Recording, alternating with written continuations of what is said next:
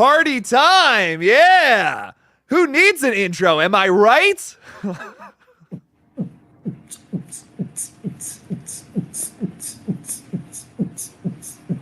Yeah. Collective. Yeah, I'm in my pajamas. Nice. I work in my pajamas. Let's fucking go. Diamonds, and magical unicorns. What is that? Yes. Absolutely that. And dick. Or 30 seconds in, so I can say that. Yeah, right. Yeah, at this point, who cares? Screw it. Anyways, welcome to the Lethal Collective Fridays. You are joined with half of the collective today. We got Mr. Fate Decided. How you doing, man? I'm wonderful. We're here. We're partying. Wonderful. Good. I got like sweats on. I'm like half business, half like I can't see like I'm like it's just it's all business up front, but business on the top, party on the bottom. That's what they say, right? Exactly. That's what we do. I am a human mullet. yeah. That's good way to describe yourself, man. Love it. Anyways, how's everyone doing? Week away from Scream 6, lots to get excited for. Jen Warner is here. Happy Friday to all. Happy Friday. ZZM is here saying, man, this freaking week, everyone. I know, one more week, right? And then we're there. One more week. Oh, I'm excited. It'll be here before we know it. We'll blink. Truly, I can't wait. I'm so pumped. Oh, I can't wait to see this movie. Valerie Janowski is here. The General has made it to the stream. Welcome to the channel. Please hit the like button, subscribe if you haven't already. Share this video on your social media. Do all that good stuff. Hit the bell icon if you want. If you want, maybe. I don't care. Go ahead. Please. I dare you. I dare you. Yeah. Do it. Why not? See what happens. That Sounded Scary is here too, here as well. Hey. What's up? Welcome to the stream. Ethan is here saying howdy, hey. What's up, Ethan? What's up, party people? Wayne, all the way from Australia, is here saying hi all. Amazingly, I can make the stream work. Time changed to later. Nice. It is 10:03 a.m. Saturday here in Sydney, Australia. 4 days until I see Scream 6. Nice, Wayne. I'm so jealous. I know. I wish I could see it in 4 days. I wish I could see it right now. I love talking with y'all, but if I had the option. Oh yeah, I wouldn't be here if I was watching Scream 6 right now. Yeah, you guys would be on your own. no offense, but if I had the option, yeah, I'd be watching the movie. Lindsay's here saying, hey, what's up? What's going on? Why not Ben? Why not Ben Roethlisberger? What's up, Ben? Is that what we're talking about? Hey, what's up? Liver alone, Ben. Love it. Katie from Poppin' the Popcorn is here. Howdy, hey. What's up, friends? How's it going? Nice jammies, Jake. Thank you. They're very comfortable. I needed some comfort today. I'm tired. It's been a long week. Needed something comfortable today. Bye. Polar is here saying, hey, everyone, happy Friday. It's a super happy Friday. 2 wishes of it being happy on this Friday. I love it. Absolutely love it. But anyways, a big collective hello to all of you wonderful people coming in, hanging out with us today. We're going to talk a little bit about Scream 6, giving you a little bit of an update as well. We just got ourselves some new pictures that I would love to talk about with you, Fate. Have you had the chance to see these yet? Like briefly, like in passing. I haven't actually had a chance to like sit down and examine them yet, but they are pretty interesting. How many are there? There's like six, seven? There's 5 that I got from just an article I found. It's nothing crazy, but it's cool. All right, let's break them down together. Let's bring them up one at a time. And you and me will break them down. Let's do it. Just do it. All right. Anyway, speaking of just doing it, it looks like we have Sam and Tara here, possibly running away from Mr. Ghosty, looking absolutely terrified. They're clearly just having a quick cuddle. That's what that is. They're in the corner. They're just, showing some sisterly love. A sweaty cuddle, maybe she's choking and Sam's giving her the Heimlich. Like they actually just got back from a restaurant. It's New York City, fancy. That's a restaurant. It's a restaurant background. See, you see the wall to the restaurant, and Sam's over there like. And Tara has that smile on her face because, you know, she just had a wonderful, just a wonderful porterhouse, picking all the meat out of her teeth, you know. She's ready tasty. To go. She's ready to go. Honestly, if I had to guess, though, for real, I would say that this is probably a third act shot. This is probably at the shrine. I can kind of tell from like the design on the background. I feel like I've seen that elsewhere in other shots. I don't know. This kind of reminds me of like the chase scene that we've seen in the trailer already. But what do you think? Yeah, I can see that being like kind of like maybe like the the back area of like, because you got the stage. I could see that being like the back part of the stage. You know, like where Ghostface, where we got that one image where Ghostface is running behind like the little drop down curtain. I definitely think. I mean, this is clearly something. I think either one of two things. I think either A, just by the look of this image, granted we only have so much to go off of, but the look of the image, either A, they're getting ready to run, like something's about to happen, because they are behind a wall, so they're not like on the move. Like she's not like pulling her, she's like has her like at the hip. Or I think that like somebody died and they just saw it. And she's just like trying to like, like, no, come on. And Tara maybe wants to go run over there to go and like try to help her or help him or whoever. That's probably my guess. That's what that image kind of looks like to me. Like, like they see somebody dead and they're like, and Sam's like, we got to go. And Tara's like, no, I can help them. That kind of thing. Do you think it could have been, you think Chad could have died there? Could they be witnessing Chad's death? Maybe. This background. Yeah. This background is reminding me of that shot where Chad's like fighting a Ghostface or something. It kind of gives me similar vibes. Oh, you have the image of Chad and Tara, right? I don't know if that was couch? so. I have seen that. These are from Hello Sydney that I think they just got released today, which is why I'm going through these. Oh, okay. Because I was gonna say. Oh, sorry. Go ahead. What were you saying? No, I was just gonna say I have seen that. I just didn't. I don't know. I just decided these are brand new. So let's talk about these. You know what I mean? No, 100%. No, but I wanted the only reason I was mentioning that because I didn't know if those were part of this. Like I just saw that image today. Is the only reason I was mentioning that is because like that could also explain why in that image, if you do see Chad's dead, Tara wants to go run because it looks like they're like an item or like they're or they're getting close to each other. Because she looks. She's about like she's breaking down crying like like she's about to like lose it. She's like no, so maybe she's seen Chad die and she's she's got the feels for Chad, which I mean, have you seen that, man? I don't blame her, but yeah. Enough said there. I mean, I mean, dude, you said it all with that one. But yeah, I see that though. I see that possibly being that could be what we're looking at there. That makes a lot of sense. I really don't want Chad to die. I feel like he's Chad to die either. I really think if he gets stabbed, it's gonna be a Dewey thing. I really do think he's gonna be the new Dewey. I really do. I could see him getting stabbed like every Scream movie, and he just keeps coming back. Keeps coming back. Yeah, that's probably exactly what it is. Gives the thumbs up at the end. Like I could see that undoubtedly being the case with him.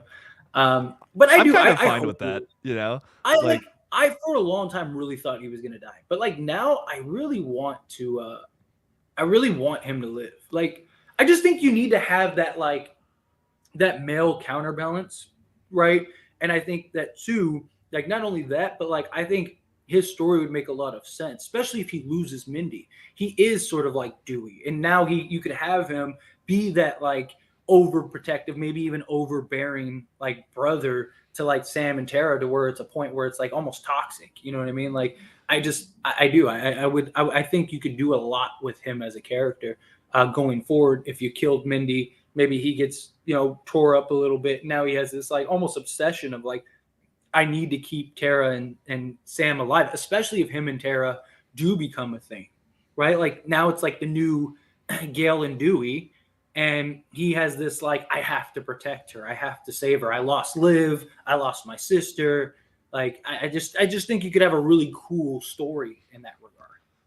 Yeah, I agree. I don't want to lose Chad for, pretty much all those reasons too. And I just feel like there's a lot they can do with his character in this one that I think will be a lot of fun. Like we saw him get severely injured to the point where we thought he was dead, and he comes back to life essentially at the end of the last movie. He wasn't just bleeding out on the front lawn that whole time, I guess. But don't worry about it. It's fine.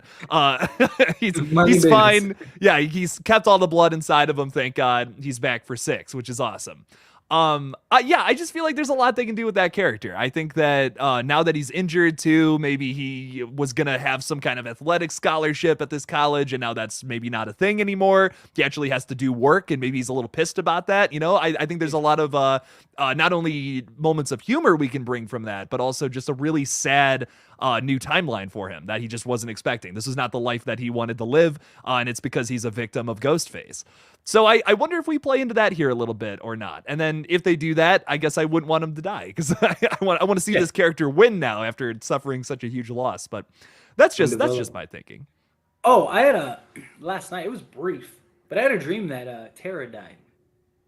You think that's foreshadowing your own dream? I don't know. I don't really buy into dreams too much, but I know there are people that do. I know there are people that are like, that's a sign. So maybe if Tara dies, but it wasn't like I didn't see her die in the movie. Like somebody told me. Like it was a dream. I promise you, it was a dream. Like literally, like in the dream, someone told you. Like they were like, like in the dream, like, spoilers. Yeah, like in the dream, like I was talking to somebody about Scream, and they were like, "Oh, it sucks that Tara died, and the way she died." And and I was like, "Yeah, I know, like that was crazy." Blah blah blah blah. And then I woke up. Like it was just like a weird random dream. Like it wasn't like about Scream. It was just it was about like you have these dreams where it's just like bunch of 15 random things. You're like, why is there an elephant in this room? Like that's kind of what it was. And it was like right before I woke up. The last thing before I woke up, I was talking about Tara with somebody. I don't know who it was, but I was just like, yeah, that did suck. Like it's crazy how she died that way. So I woke up and I was like, I'm gonna talk about this on the collective. I was like, yeah, I wonder if that's something. So we're gonna find out if Tara, I don't know how she died though. That was the problem. I wish my dream you can't told me how she died. So then I could have compared. Yeah. Then I could have compared the two.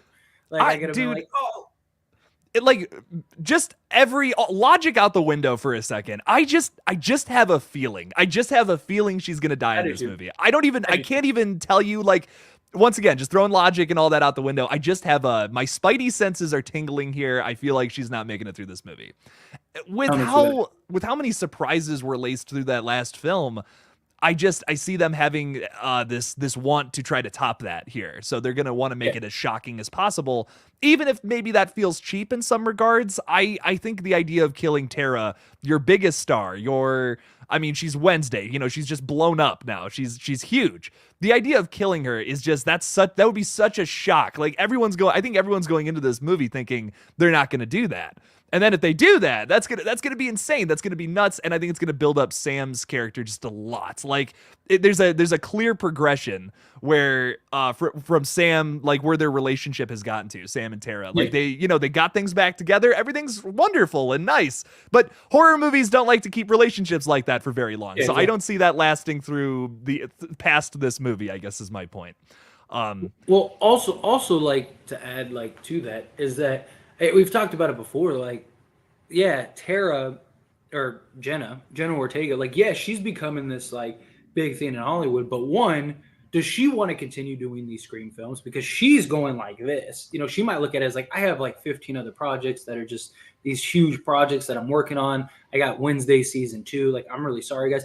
But also, this script was written, developed, and ready to go before Tara or before Jenna did Wednesday. My only hope is that they saw she was already going like this and then went, because she got the script for Wednesday around the time she got the script for Scream 6. So my hope is that they were aware of Wednesday and they were like, Tim Burton, Netflix, Addams Family, she's probably going to have some major success with that. Let's keep her around. But would they have changed the script in that regard? I don't know. That's something else. So, yeah. And, and sort of a point that I've made as well is ZZM said, how they've backed themselves into a corner with too many unkillable characters. So get ready to get your heart broken. It's 100% right. And that's what I've said too. You got to prepare. not everyone can't survive this film. Everybody and there's so many people that really want like X, Y, and Z characters to survive. You're not going to get that. I wouldn't be, and I said it in the video that actually just posted. Like I even say at one point in that video that like, look, like the reality is that they've talked about how this is going to be a bloodbath, that this is going to be like just this, gore fest, crazy over the top style film.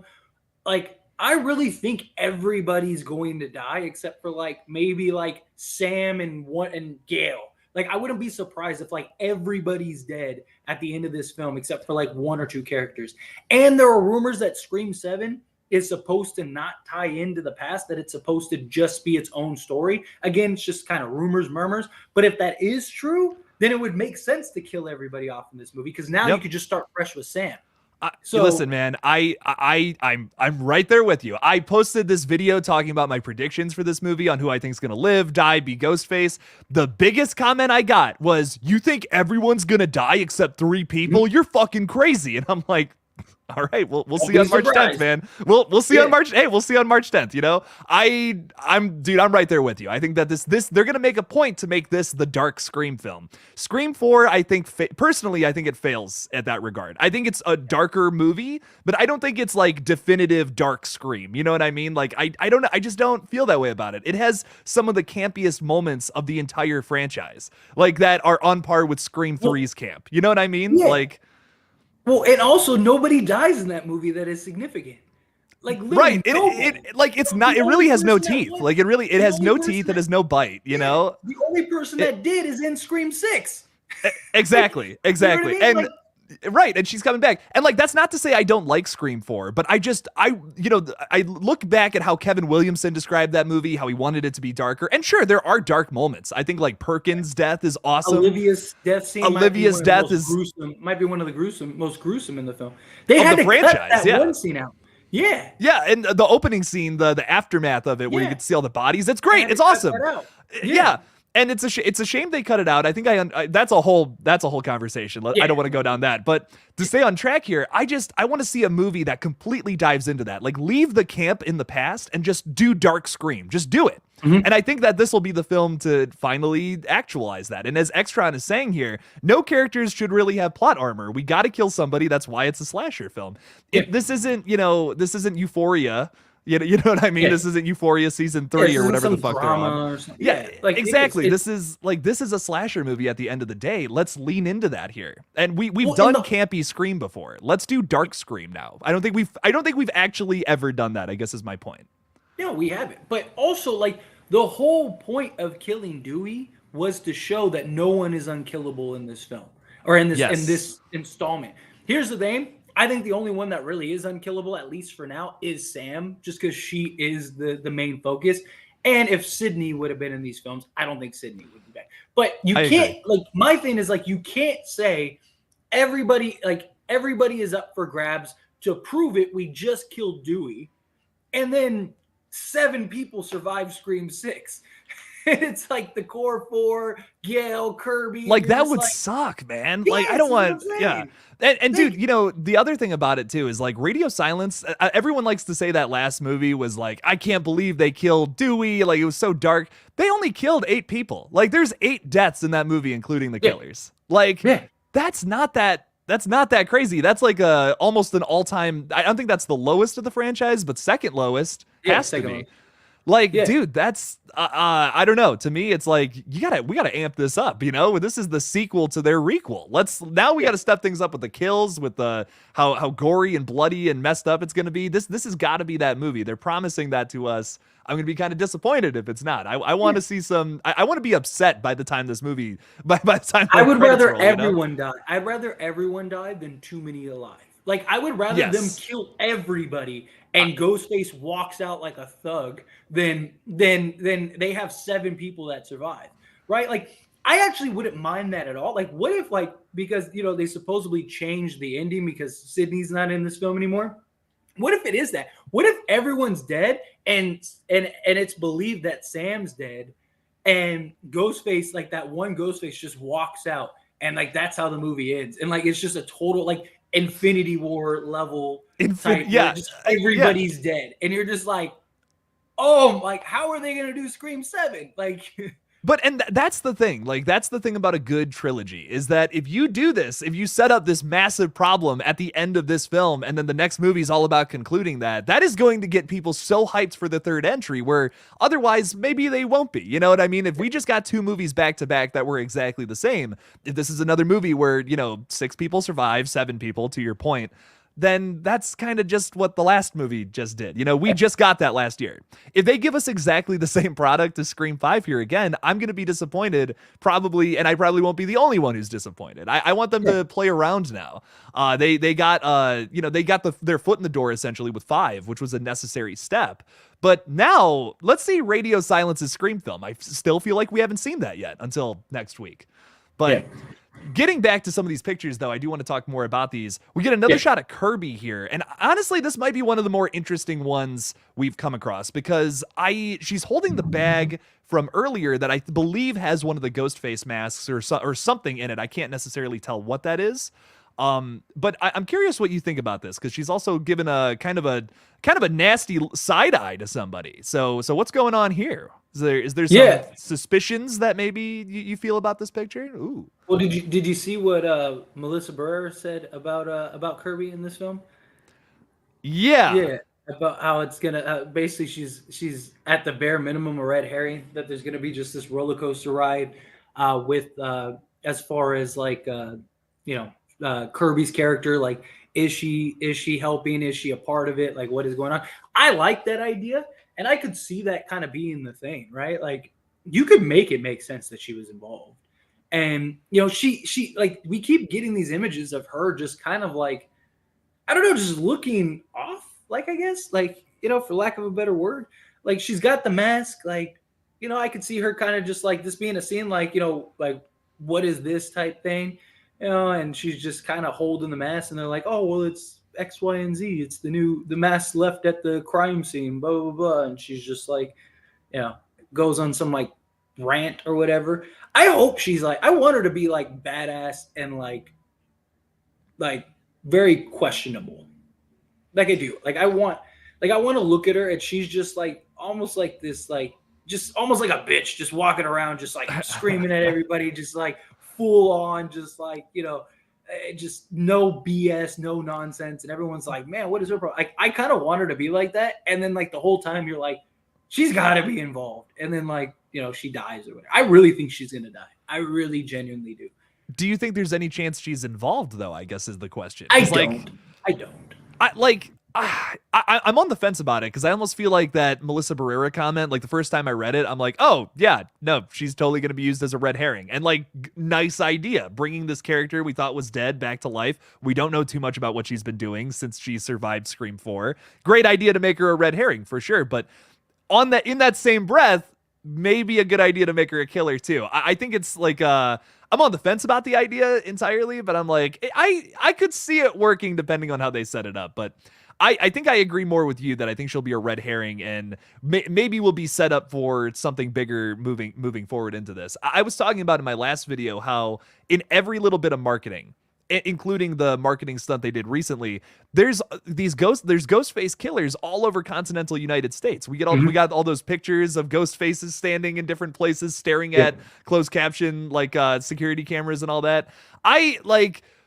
To me, I'm like, are they setting up like a cult of Ghostface? Like this is something that's all over like the world now, maybe, or something like that. And could Kirby be the one that's investigating it? Maybe that's why there's an FBI presence. I don't know. I feel like that's maybe more so what they're trying to set up here. And she's not actually going to be like a killer. She's not going to be like I'm a double agent. You know what I mean? Nothing like that. I honestly think her presence is to be a red herring and also do a little bit of world building, if that makes sense. Yeah. I mean, just like that one line really stands out to me that Kirby says in the trailer where she's like, I've been investigating Ghostface attacks and she says like one of them led me here.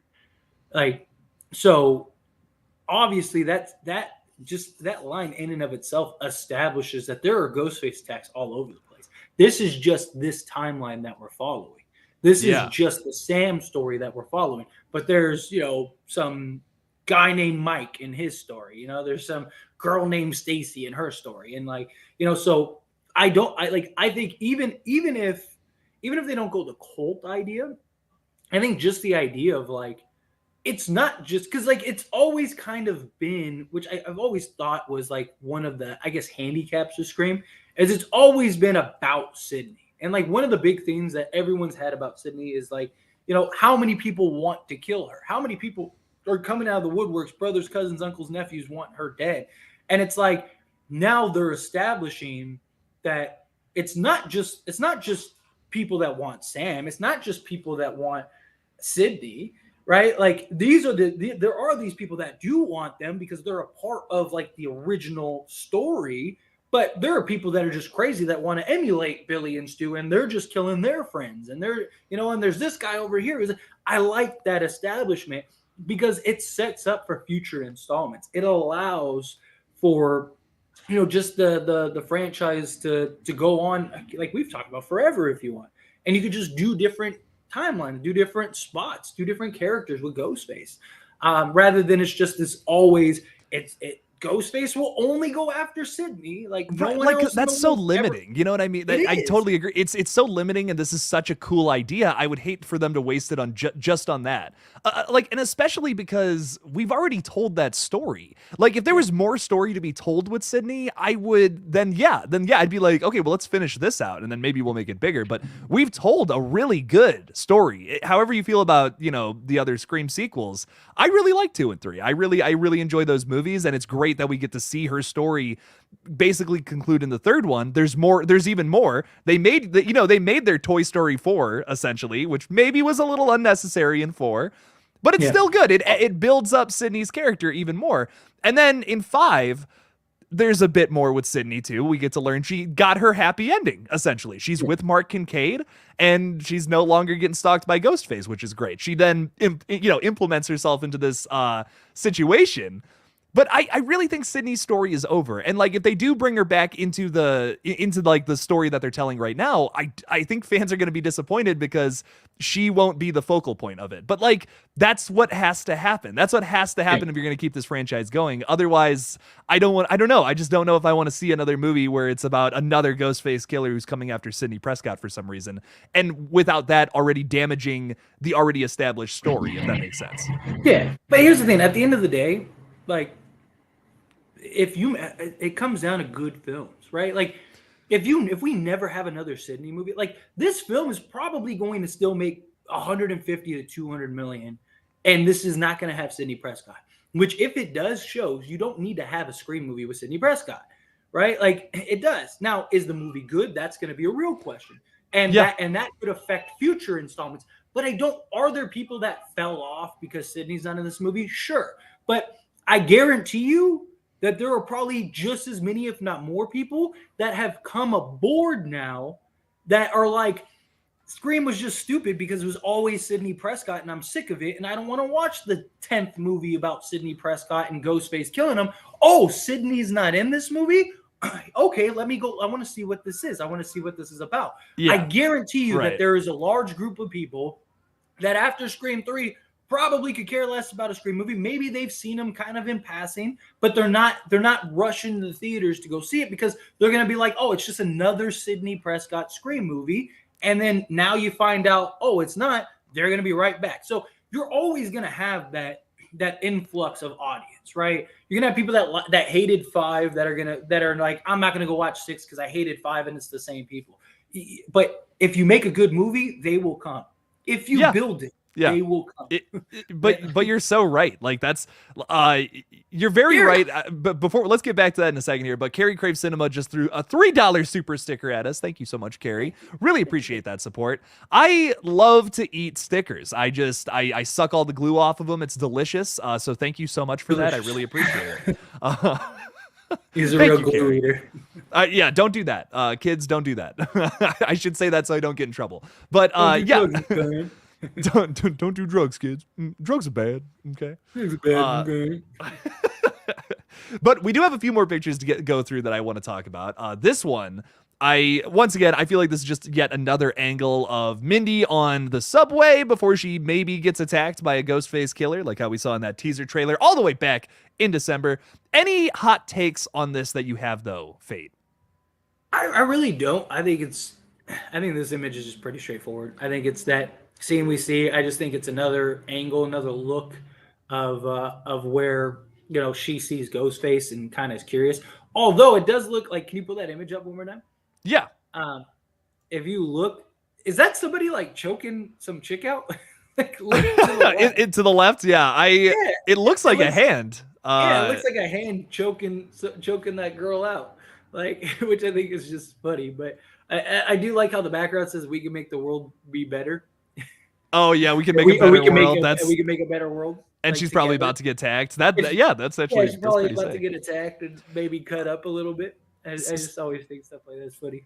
Let me ask you something. Do you think that this scene, like, because once again, we're in a crowded subway. Do you think that this is going to be like a massacre? Like, what do you think happens in this sequence? Does Mindy just get attacked? Like, I don't know. What's your take on that? I really don't. I really don't think it's actually her getting it. I think it's either a prank, or it's just like a some dream or something. I think so, it's probably too. close. I think it's probably closer to a prank. I think Mindy probably sees this Ghostface there. Ghostface, this person probably sees Mindy looking at her, or her looking at him, and he's just like, I'm gonna fuck with this girl, and like just gets up and just goes and messes with her. That's what I think it is. Because I just think like that would be super risky. I mean, look, New York loves to mind its own business like that. Like they have entire memes and like commercials about New Yorkers just like not giving a what, because hey, I have nothing to do with that. Let me mind it. But like if some girl's getting brutally stabbed on the train, I mean, don't you think people would be like, freaking out? Although goes into like the flight or fight,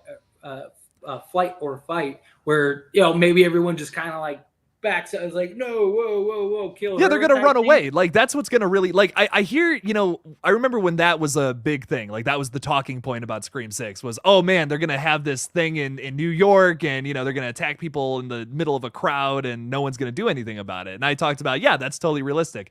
I got so many counters to that. I got so many people who were like, "Oh, if I saw someone getting stabbed, I would go and save them." No, you wouldn't. I see a lot of people who say that, and I'm like, oh, you would risk your in that moment. In that moment, you see someone getting like brutally attacked. You would risk your own life to save this stranger. I don't think a common like regular people would do that. And as awful as that is, there are people that have been there. There are tons of report, all kinds of stuff you can look up. People that have been trained cops have been trained their whole lives and freeze up and don't go do, don't go and help.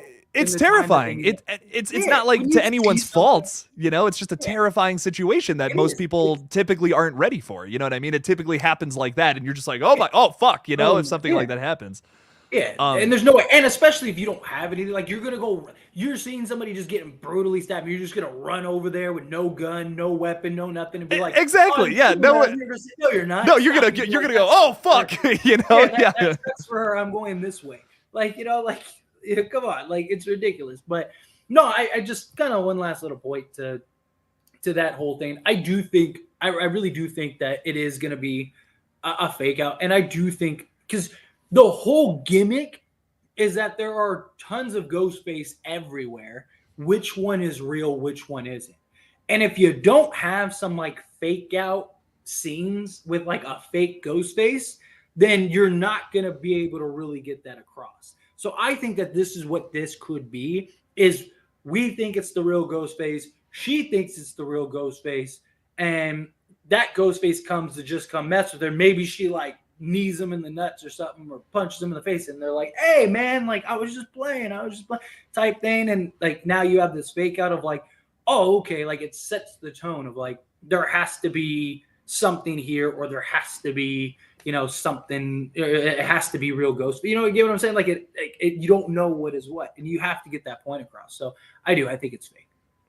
Yeah, and I what I will say, one more point to all of that is I can see people. Obviously this really doesn't have anything much to do with that image, but we're talking about the whole idea of Ghostface attacking someone in the middle of a crowd and nobody really doing anything about it.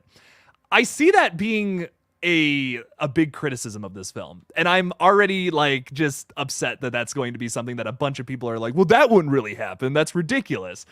This person just gets stabbed and all these people run away. Someone would have done something. Probably No, not, man. And I can foresee that being a massive criticism, and I think that's just so. I so don't know. I just feel like that's misplaced. I've taken a lot of training in like just emergency situations and stuff for like jobs that I've had in the past. And like one of the first things that they teach you, like when you go, not like basic, once you start going through like really extensive, although some basics will teach you, like the first thing they tell you is like if you approach a scene, you have to tell everybody what to do because nobody will do it. So like you might like what happens a lot is there will be an emergency and no one will call the police because everyone thinks somebody else already did it. So they teach you when you come to a scene, you come to a situation, you have to go, I need you to call 911 now. I need you to go run and get me some towels. I need you to go get this.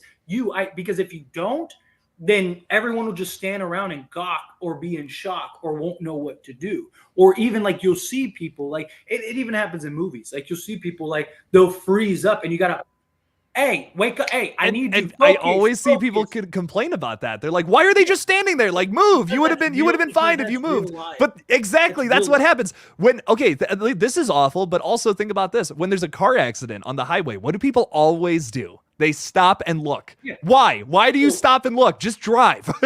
You know what I mean? It's the same thing. I can't go too much into detail with it, which is probably good for time. But I had an incident one time.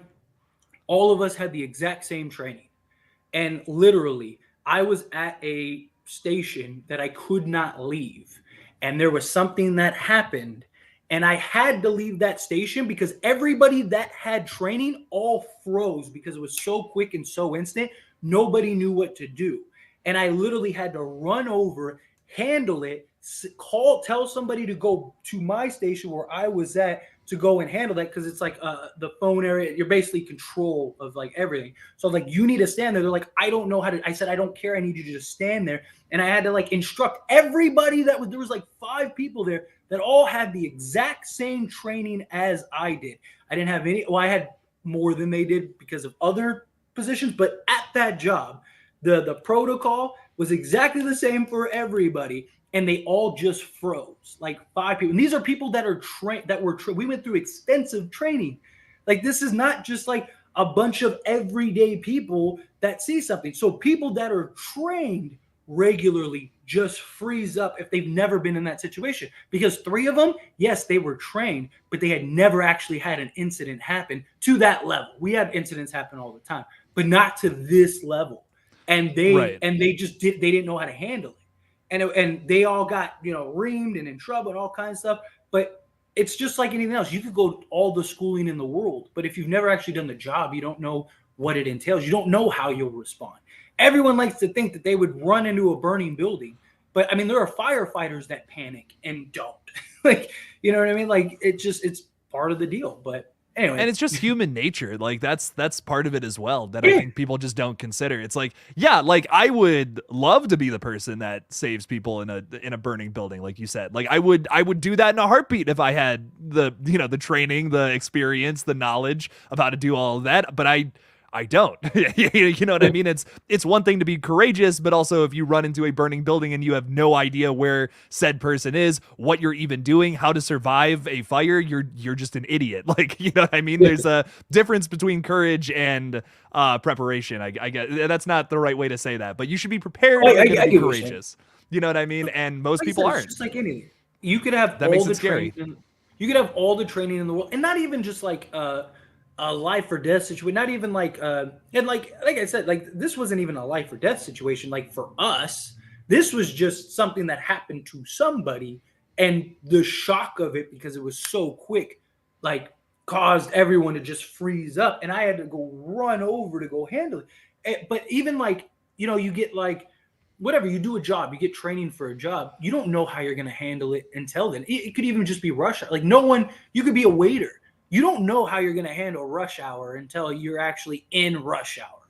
And then once you're in rush hour, you're like, oh my God, like I had 36 tables and everybody, you know what I mean? It's just like, and you start panicking. Like we've all seen that. We've all seen that waiter that looks overwhelmed, that doesn't know what they're doing. Now imagine if you saw somebody getting brutally stabbed. Like it's just a completely different scenario. And not just that, most people have never seen anybody die.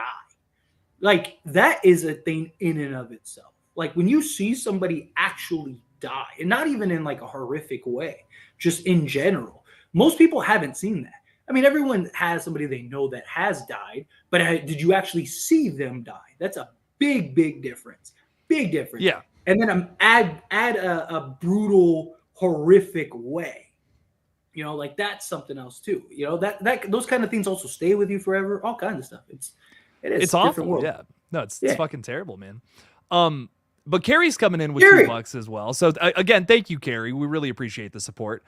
Saying I am enabling Jake's glue consumption problem. It's a problem. But I love it so much. No, I'm kidding. Don't eat glue. Don't do that. Don't do that, kiddos. I just like to joke around, and sometimes I make stupid jokes. So, but Carrie, thank you for playing into them. It's always fun. It's always a good time. Carrie, thank you for the $2. I appreciate the support. Holy crap, Neil Williams is also throwing 10 in there. Neil, thank you so much for the support. Saying one time I was present where a guy was holding up a bus on the Vegas Strip. Oh my God. With a gun, I just went about my business making my delivery. I did nothing and it still disappoints me. Well, I mean, dude, I wouldn't have done anything out there. What could you have done though? You know what I mean? Like, dude, that's terrifying. That's terrifying situation. I think that's just awful. That's terrible. Yeah. You were even in that situation in the first place. So, yeah, I don't know. I'm not the person to, I'm not going to be the therapist to say it's not your fault. Don't worry. It's and all that. But don't beat yourself up about that. You should have gotten out of the car. You should have punched that gun in the face and then punched him in the face. Be a man, Neil. Be a man. No. No. But Neil, I'm really sorry. That's just awful, man. That's terrible, and I feel really bad for you, dude. So I'm really sorry about that, and thank you for the support, man. I really appreciate it. You should that kind of stuff in Vegas happens all the time. It's like a weekly thing in Vegas.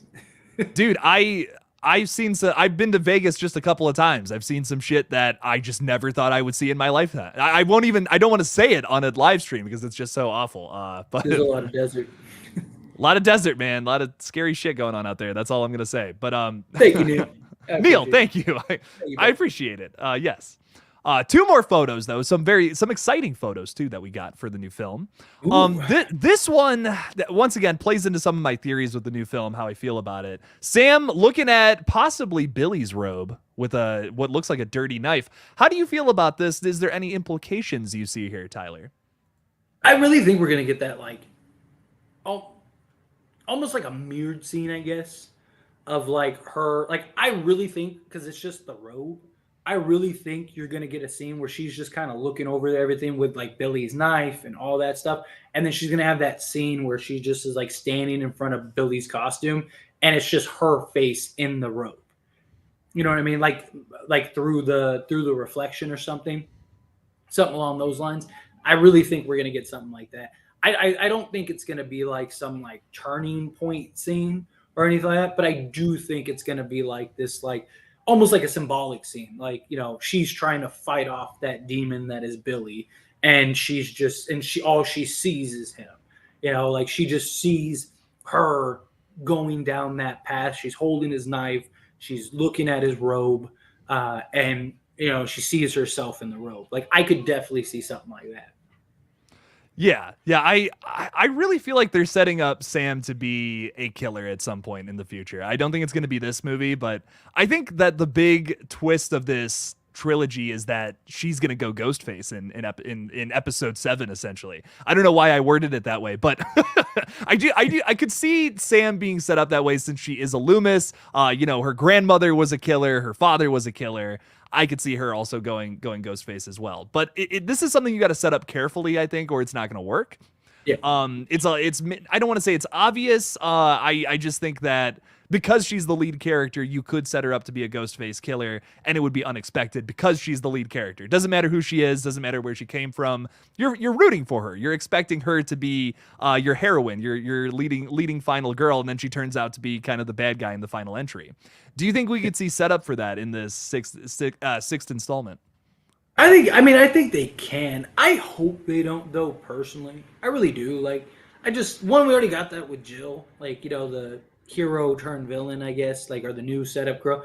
2, like I've talked about this before, like, I don't mind if they, like, get her to the dark side, right? Like I would even love like if she killed like an innocent person or something like that. Not like just out of rage or she blacked out, but just like, and like maybe that kind of sends a downward world spiral.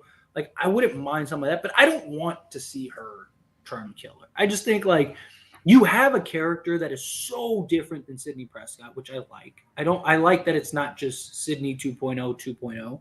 Like it is kind of in the sense of like a final girl and the story just centers around her, but I like that she's just like very broken, like more than even Sydney was. Because Sydney was broken in Scream 96. She lost her mother, all that stuff. She was kind of like in her own head at times. But Sam is like broken. Like she's having trouble grasping reality broken. And so I would like them to kind of push that a little bit and maybe like bring her to the line. But I don't want to see her actually cross it. And all of a sudden we have an entire Scream movie where she's running around killing everybody. Like I don't. And I just think like she also like it's the same old trope. Like how many times is like the person with mental illness the psycho killer? Every horror movie. That's what it is. Like if they do that, that would suck. But I think if they set it up correctly in this movie, yeah. it could be done right. You know what I mean? Like if it's just like, oh, she has a mental illness, so she's Story crazy. Like that would suck because that's yeah. She's the bloodline. Like so you could and the mother was a killer too, and Debbie Salt, Mrs. Loomis. So it's got to be more than that, though. I agree. Yeah, that can't be the only reason she just decides can't just to be like, oh, start she's killing people. crazy, just like the rest. Like they gotta, I don't know, they gotta figure it out. And I also think like what she represents for a lot of people in horror movies, I think would be nice. Like there's a lot of people that deal with like hallucinations or schizophrenia or deal with all kinds of stuff, and it's like every time there's that character, they're the killer.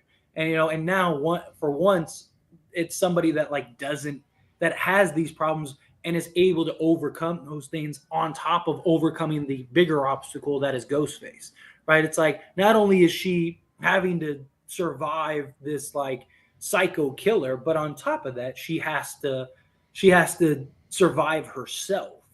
And look, she's going to get plenty of blood on her hands. Like we've talked about, Sydney's killed more than most killers have, than most Ghostface have, just like with all the killing she's done. So you could do that with Sam. And like, that's kind of like I said, I would love to see like in Scream 6 or even Scream 7, if they don't do it in Scream 6, like Scream 7, like there's new Ghostface attacks and she's like pumped. She's like, oh yeah, like, yes. Like, and like, I wouldn't even mind if like, she like joined Kirby in like taking out Ghostface. Like, Kirby finds out who it is and she takes him out. Like that would be awesome. Like, like a Bonnie and Clyde theme. And like, see, that's still kind of going Ghostface though, wouldn't you argue? Yeah. I mean, she just has a different motive than the others. And she's not like I don't want to say she's evil, but she's not going about the murder is not good, no matter how you murder spin is it. murder. But I think that if she's killing bad guys because they're pieces of shit, they're ghost faces who are just doing things for selfish reasons, to kind of have an anti-ghost face, that would just be so interesting and so different, something we've yet to see this franchise do, where it's almost like you have a killer with good intentions who's making sure that these awful things don't happen to other people, like Sidney Prescott. You know what I mean? What if like Scream 7, because if it really is its own thing, but it's centered around like it's still supposed to be about like the characters that survive, but it's not supposed to be like the Billy storyline. What if like we get a new group of characters in Scream 7 and they're like a cult of Ghostface, but Sam is Ghostface and just slaughters them all? So like what if it's a reverse where like instead of Ghostface being bad and killing all these innocent people, the innocent people are the bad ones, and Sam, who is Ghostface, Sam is the one is the one person that's running around. And she has like an accomplice or whatever. And she's the one that's killing this group, and we're following this group like every other film. And the only difference is that like this group is actually the bad guys instead of like the good guys that end up getting killed. I think that could be an interesting sort of inverse on itself. It would be inversing the typical formula, which like I'm here for, man. Like I love shit like that. I am, every time I hear that there's a movie that's gonna like basically take a familiar concept, flip it on its head, I just love shit like that. I think Cabin in the Woods does that really well. Yeah. I'm just thinking of I'm pulling weird movies at this point, but like what's that? Is it Tragedy Girls or whatever? I really like that movie too. Oh, yeah. Or Final Girls or whatever. Yeah, No, yeah, there's it follows like two killers the whole movie, and yeah, they're like two girls. I really that movie kicks ass. It's also got Jack Quaid in it. yeah, Um, yeah. I I can't think that remember. Yeah, that I movie think that kicks one's ass though. I think that one's yeah, I think that it is like tragedy girls or something like that. Yeah, I know exactly what you're talking about. I've seen that one. Exactly what you're talking about. Or like Move. Heathers. Have you ever seen the movie Heathers? Like Yeah, yeah. yeah, Heather's Yeah. is. I think that's a really good example too. Yeah. I love shit like that. That's typically those are like my favorite kind of horror movies. I don't know. Yeah. I love movies that find a new way to do something that we're already super familiar with. You know, that's always like, oh wow, this stands out so much because of that. Um, One more photo though that I do want to go over real quick. Just a badass shot of Ghosty, pretty Yeah. much. You know, I mean, not too much here to go off of. I don't. This doesn't look like a shot from the actual movie though. That's my only It thing. Like doesn't. doesn't this look like a photo op? You know what I Yeah. mean? It looks like this is a really cool shot of Ghostface someone shot with their iPhone. Like, not to say the quality's bad or anything. It just doesn't seem like a movie scene. You know what I'm talking about? I don't know. Yeah, it almost looks like those shots and like it almost looks like a Halloween like Geico commercial or like one of the way Yeah. like, like like Ghostface is about to get and then it's like oh no and then it cuts to like somebody on the couch and they're like like I need car insurance like like that's kind of what this reminds me of like it looks like like one of those like Halloween commercials where it's just like like quick cuts of something it's like oh Ghostface and like that's what that kind of reminds me of. Or like, the Nev Campbell like Red Cross commercial. Like Yeah, that right. looks like something like something that would have been in that commercial. But I don't know. I mean I could see it. Maybe it's part of the shot. It almost looks like kind of reminds me of Scream too. Because it almost looks like a theater in the background, like like where all the ghost faces are standing up and like like that's kind of what that looks like. But yeah, I don't think it's anything like too profound. Like I don't think Yeah. it's like about to be a kill or something. Which maybe it could. And it could be cool. Would be a cool Where like they're if someone's on the carving it up. ground, you get an upshot or Yeah, something, a ghost face yeah, coming down with the knife. That could be cool. You know, it all depends. But yeah, ultimately, I think it just feels like a cool promotional shot or something. You know, but it's sick. I mean, I love the way Ghostface looks in this movie too. I love the cracked mask. We got confirmation recently that that's Billy's mask. Billy Loomis's mask in the movie. What are your thoughts on that? Could that be foreshadowing something about the motive? Perhaps they're wearing Billy's costume specifically. I mean, maybe. I mean, it could. I mean, it could go. You could do that several ways. Maybe it's somebody that like.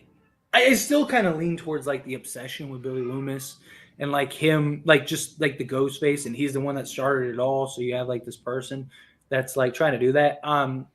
If it is some like revenge factor, maybe that's what they want to use Billy, who started it all, to kill his own daughter, kind of thing. So it's like this like symbolic thing, like I'm using Billy's costume to kill his daughter because he killed my family or something, whatever.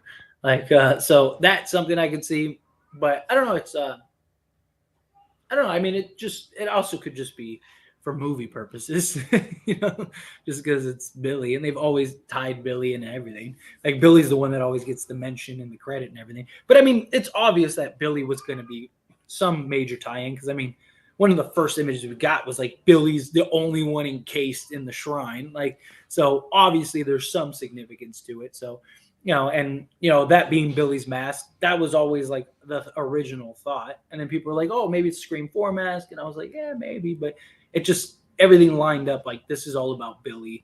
And then Sam, there's that scene where she's like, you're here for me, come get me or whatever. Like, so I think it's going to orbit around them. I do think, like, I guess I have two questions going off of that, though. With the motive of our killers this time around, do you think it has anything to do with Sam being Billy's secret daughter? Like, do you think that's like public knowledge at this point? And do you think our killer will basically, that's essentially whoever it is, their motive for going after Sam? It has to be because Gail wrote a book. So we know Gail wrote the book. We got that confirmation too. Oh, I didn't think about So that. yeah, so it has to be. Right? Like, I mean, that would make sense that would be public knowledge now that she is, because Sam probably put that in the book, or I mean, Gail probably put that in the book.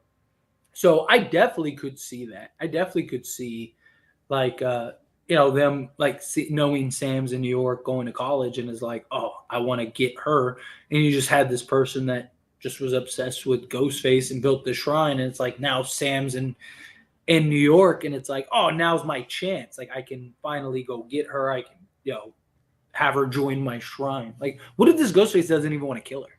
Like, what if they just want to keep her?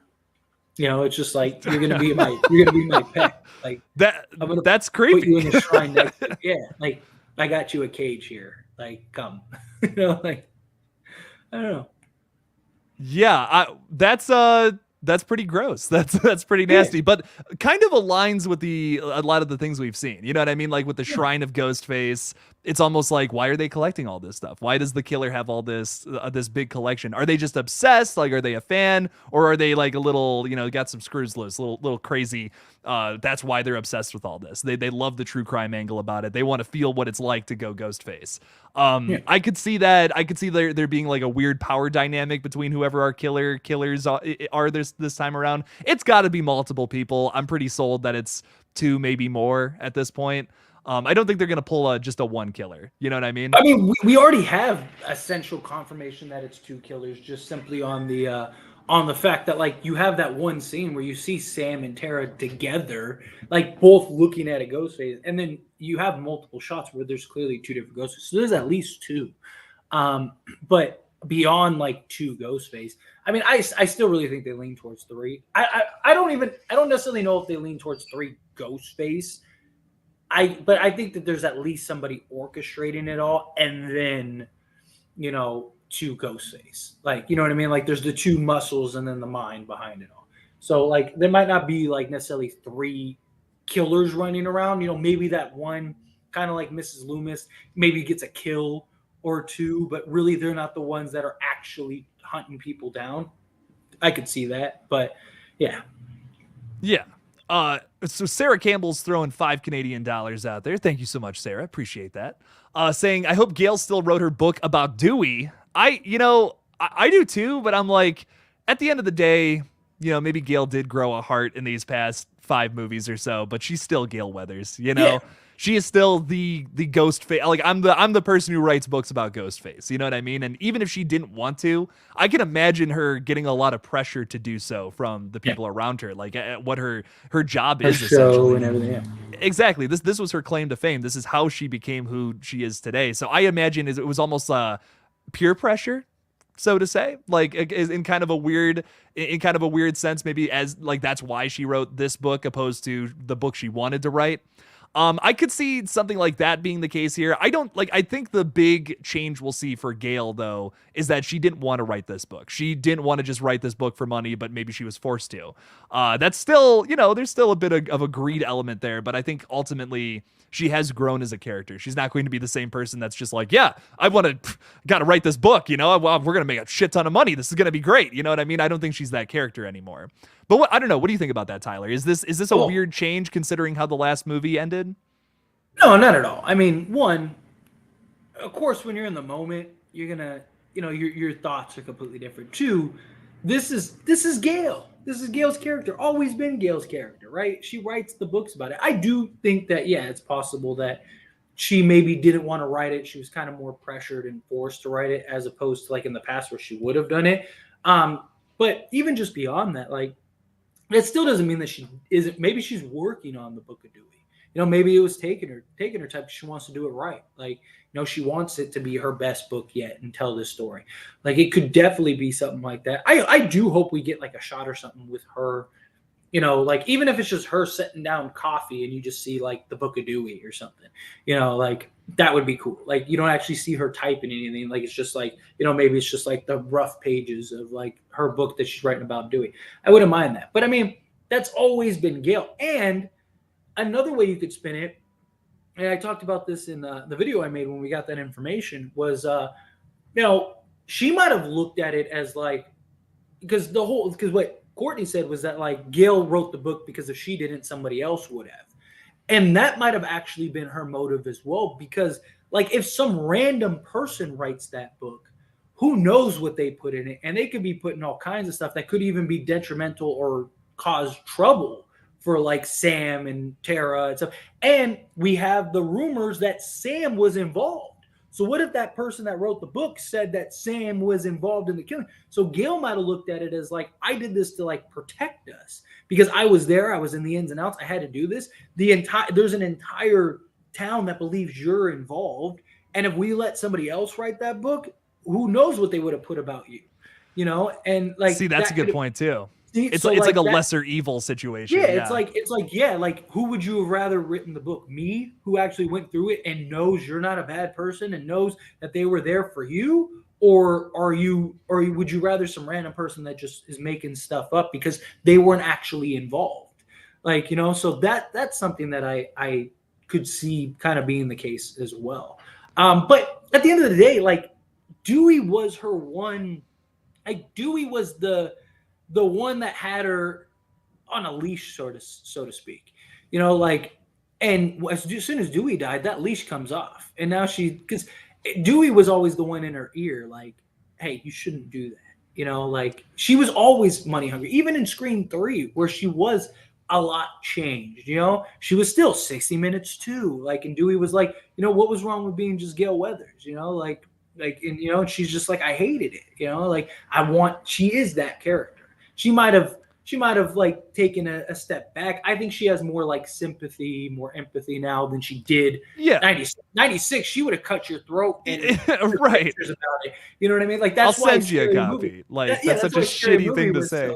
Yeah, that's why Scary Movie was so great, where it was like, you know, like one teen, two teens dead. Like, because it's true. It's like that was Gail Weathers in that thing, or where she's like, you know, interviewing the girl as she's getting stabbed by Ghostface. Like that was Gail Weathers in 96. Now, I don't think she's that bad. I don't think she's to that level, but I do think she's still Gail Weathers at the. I totally agree. I mean, like she still runs a morning show, and she's still probably. I mean, listen, did you see her apartment in that trailer? It looks fucking immaculate. Yeah. Something tells me she's still making money. You know what I mean? But I definitely think she's a changed person. She's not the exact same Gail we saw back in 96. I agree with you there. I do. So I can't remember who said it earlier. I think it was Wayne who said that. I do. Yeah, I agree with this. Who was saying, I reckon the book is still about Dewey. Publishers made her pick the title, and the story is about Dewey, but linked to Ghostface. So I do agree with you there, Wayne. I feel like there's going to be maybe just a quick exchange or something where Gail kind of talks about how her book sales aren't doing as well or whatever. And someone could like come back at her with like, well, that's because you wrote the whole thing about a side character that nobody cares about. You know what I mean? Like, that's just like silly. I think that would just be kind of a meta way to talk about like commentary on things, how people interpret things when they're different, making fun of Scream 5 a little bit, which was a different direction for the franchise. Not some people didn't like it, but it's, you know, still made 140 million at the box office. A lot of people are super excited for the same team to approach yet another film in the franchise. So it's one of those like just tough situations. Not everyone's going to like a new change, obviously, but that's how you keep franchises alive. You can't just keep making the same movie again over and over, or you become like the Children of the Corn franchise, where a lot of those just feel like, okay, same setup, crazy kids, except now sometimes we have big pumpkin or big corn monsters, whatever the fuck. You know, it gets weird. It gets whack. It gets campy sometimes, but keeping franchises fresh keeps fans happy, or sometimes it doesn't. You know what I mean? We're always going to be taking new directions, and sometimes you dig it, sometimes you don't. But I do agree with you. I do agree with Wayne here that I think she's still going to, at her core, write the story she wants to tell, which is Dewey's story, and her fans aren't going to be as into that, even though that's something she's passionate about. I think that'll be a lot of fun to see play out, hopefully, in this film. But yeah, unfortunately, this is where we got to close out the live stream. Jake here has yet another stream to do here in about 20 minutes. But Fate, do you got anything crazy going on tonight? No, nothing crazy. One thing I do want to say real quick, though, and Jake, have you seen the show From? It's on Amazon. I have Prime. not. It's No. From. That's a really good show. I'm on episode like 3, and it's been pretty good so far. You should watch it. I like stumbled across it, and I was like, oh, let me watch it. I was like in the middle of doing work, and I just kind of put it on as background noise, and I got none of my work done because I was just like stuck on this show called From. It's on like Amazon Prime. It's like part of like the MGM thing. Yeah, Ross says From is good. It is. It's been really good. I'm only on like episode 3, and it just got renewed. And I was looking into it. It just got renewed for a second season. So nice. Okay. So yeah. So apparently it's pretty good. So yeah, check it out, Jake. But anyway, and if you haven't seen it in the chat, go check it out. So I'll check it out. I like it. I with Last of Us ending this Sunday, I need something else to watch now, you know. So there you go. Good stuff. Good stuff. Well, I'm going live here on my page in about like 20-ish minutes. So come on over there if you're not doing anything. I don't know. Maybe you want to keep talking Scream. Head on over to KillJoy Jake's page, and we're going to talk a little more about Scream. It's going to be a fun time. So thank you all for hanging out with us tonight, though. It's been a blast. I can't wait to see this movie here in a week. And I can't wait to talk with all of you about it. It's going to be awesome. So good stuff. Thank you all for joining us. And as always, the collective has spoken.